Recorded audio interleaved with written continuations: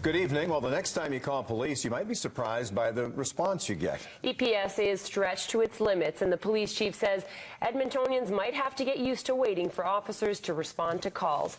Nancy Carlson joins us now live from the newsroom with more. So, Nancy, Chief Rod Connect isn't very happy about this situation, is he? No, he's frustrated, and he wants things to change. But with a tight budget and a drastic increase in calls, there aren't a lot of options.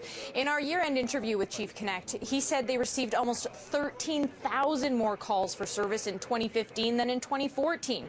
And he says there just aren't enough resources to respond as quickly as they want to. He used the example of when someone reports a break and enter. The average time it takes for officers to respond to that kind of call is 48 hours. For more serious incidents where people may be at risk at that moment, they're still falling short. Our priority one calls, our response time is supposed to be 7 minutes. We're not meeting that. We're meeting that, 65, 70% of the time. That's not good.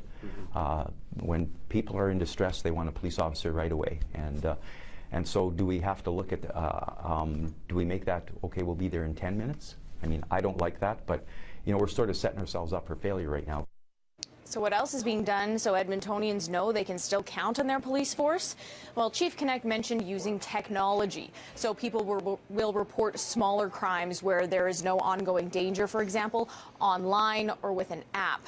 He admits it's going to be an adjustment. Edmontonians may have to get used to not having an officer respond to every single call. Gord, Caroline. Thank you, Nancy. A lot of interesting comments in that interview.